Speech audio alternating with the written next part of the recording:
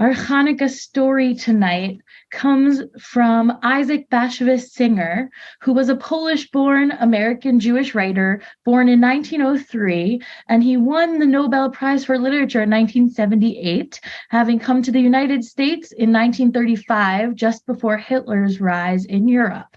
This story is called The Parakeet Named Dreidel. It happened about 10 years ago in Brooklyn, New York. All day long, a heavy snow was falling. Toward evening, the sky cleared, and a few stars appeared. A frost set in. It was the 8th day of Hanukkah, and my silver Hanukkah lamp stood on the windowsill with all the candles burning. It was mirrored in the window pane, and I imagined another lamp outside.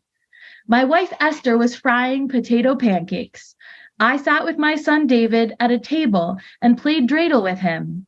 Suddenly, David cried out, "Papa, look!" and pointed to the window. I looked up and saw something that seemed unbelievable. Outside on the windowsill stood a yellow-green bird watching the candles. In a moment, I understood what had happened. A parakeet had escaped from its home somewhere, had flown out into the cold street, and landed on my windowsill, perhaps attracted by the light. A parakeet is native to a warm climate, and it cannot stand the cold and frost for very long. I immediately took steps to save the bird from freezing. First, I carried away the Hanukkah lamp so that the bird would not burn itself when entering. Then I opened the window and with a quick wave of my hand, shooed the parakeet inside. The whole thing took only a few seconds. In the beginning, the frightened bird flew from wall to wall. It hid itself against the ceiling and for a while hung from a crystal prism on the chandelier. David tried to calm it. "Don't be afraid, little bird. We are your friends." Presently, the bird flew toward David and landed on his head, as though it had been trained and was accustomed to people. David began to dance and laugh with joy. My wife in the kitchen heard the noise and came out to see what had happened. When she saw the bird on David's head, she asked, "Where did you get a bird all of a sudden?" "Mama, it just came to our window." "To the window in the middle of the winter?" "Papa saved its life." The bird was not afraid of us. David lifted his hand to his forehead, and the bird settled on his finger. Esther placed a saucer of millet and a dish of water on the table, and the parakeet ate and drank. It saw the dreidel and began to push it with its beak.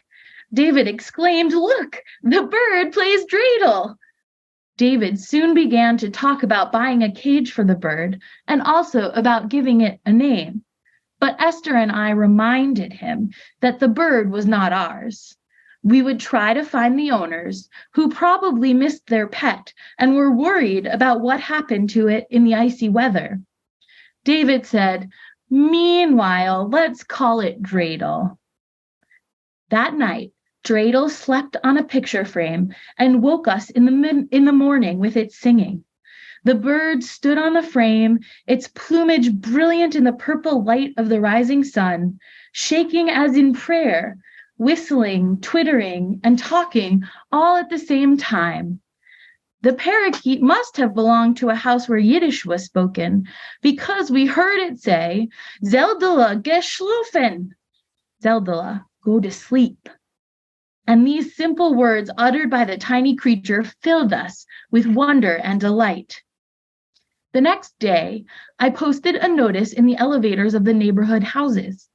It said that we had found a Yiddish-speaking parakeet. When a few days passed and no one called, I advertised in the newspaper for which I wrote. But a week went by and no one claimed the bird. Only then did Dreidel become ours.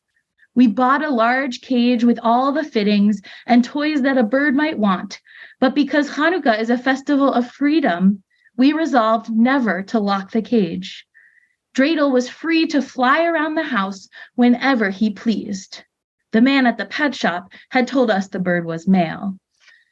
9 years passed, and Dreidel remained with us. We became more attached to him from day to day. In our house, Dreidel learned scores of Yiddish, English, and Hebrew words. David taught him to sing a Hanukkah song, and there was always a wooden dreidel in the cage for him to play with. When I wrote on my Yiddish typewriter, dreidel would cling to the index finger of either my right or my left hand, jumping acrobatically with every letter I wrote. Esther often joked that Dreidel was helping me write and that he was entitled to half my earnings. Our son David grew up and entered college. One winter night, he went to a Hanukkah party. He told us that he would be home late, and Esther and I went to bed early. We had just fallen asleep when the telephone rang. It was David.